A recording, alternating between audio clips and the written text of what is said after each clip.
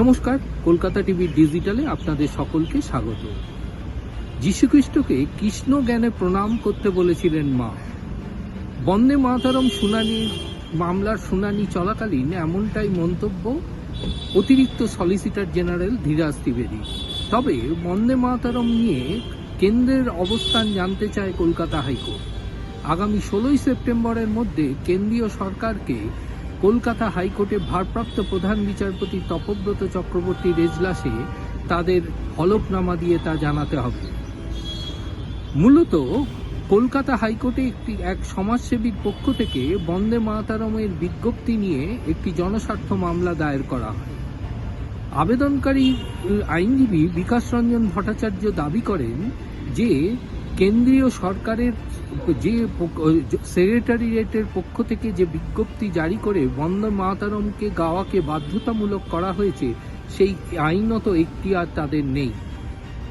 জাতীয় গান গাওয়ার ক্ষেত্রে কোনো রকমের আইনি বাধ্যতামূলক নেই বা আইন নেই। সুতরাং এইভাবে কেন্দ্রীয় সরকার বিজ্ঞপ্তি জারি করে তা বাধ্যতামূলক করতে পারে না। যদিও কেন্দ্রের অতিরিক্ত সলিসিটর জেনারেল ধীরাজ ত্রিবেদী তার বিরোধিতা করে বলেন যে এই মামলার কোনো গ্রহণযোগ্যতা নেই। তার কারণ সুপ্রিম কোর্টও পরিষ্কার জানিয়ে দিয়েছে এই ধরনের মামলা কখনোই গ্রহণযোগ্যতা পায় না। কেরালা হাইকোর্টেও এই ধরনের মামলা এর আগে খারিজ হয়ে গেছে। ভারপ্রাপ্ত প্রধান বিচারপতি তপব্রত চক্রবর্তী আইনজীবী বিকাশ রঞ্জন ভট্টাচার্যের উদ্দেশ্যে বলেন যে আপনারা কি চান? এই মুহূর্তে কেউ এই বিজ্ঞপ্তির জন্য কি কেউ ক্ষতিগ্রস্ত হয়েছে? আপনি একজন সমাজকর্মী, আপনি কিভাবে এর দ্বারা ক্ষতিগ্রস্ত হচ্ছে? আইনজীবী বিকাশ রঞ্জন ভট্টাচার্য তার উত্তরে বলেন যে এটি সম্পূর্ণভাবে সাম্প্রদায়িক সম্প্রীতি নষ্ট করতে পারে। বঙ্কিমচন্দ্র চট্টোপাধ্যায় তার আনন্দমঠ এবং একটি জার্নালে এই বন্দে মাতরমের নিয়ে তিনি যে স্তবক লিখেছিলেন, পরবর্তীকালে তা নিয়ে বিতর্কের সৃষ্টি হয় এবং সেই অংশটুকু বাদ দেওয়া হয় ভারতবর্ষের সংবিধানের সাম্প্রদায়িক সম্প্রীতি রক্ষার জন্য। কিন্তু কেন্দ্রীয় সরকারের পর রাজ্য সরকার ও মাদ্রাসাগুলোতে এই ধরনের গান গাওয়ার ক্ষেত্রে এই বন্দে মাতরম গান গাওয়াকে বাধ্যতামূলক করা হয়েছে। এক্ষেত্রে সাম্প্রদায়িক সম্প্রীতি নষ্ট হতে পারে। বহু রক্ত ঝরিয়ে ভারতের স্বাধীনতা এসেছে। সুতরাং এমত অবস্থায় এই ধরনের পরিস্থিতি সৃষ্টি করা কখনোই উচিত নয় বলে মন্তব্য করেন আইনজীবী বিকাশ রঞ্জন ভট্টাচার্য।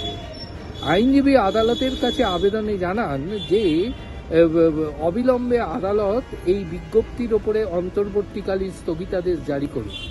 যদিও ভারপ্রাপ্ত প্রধান বিচারপতি ডিভিশন বেঞ্চ মন্তব্য করে জানিয়েছেন যে কেন্দ্রের হলফনামা না পাওয়া পর্যন্ত আদালত কোনোভাবেই এর ওপরে অন্তর্বর্তীকালীন নির্দেশিকা জারি করতে পারে না। তাই কেন্দ্রের অবস্থান জানার পরই আদালত এ বিষয়ে সিদ্ধান্ত গ্রহণ করতে পারে।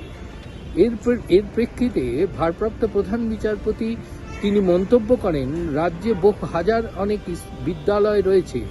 ইংরেজি মাধ্যম বিদ্যালয়গুলিকে গডকে প্রার্থনা করা হয় এবং সেখানে তাদের কোনো আপত্তি থাকে না।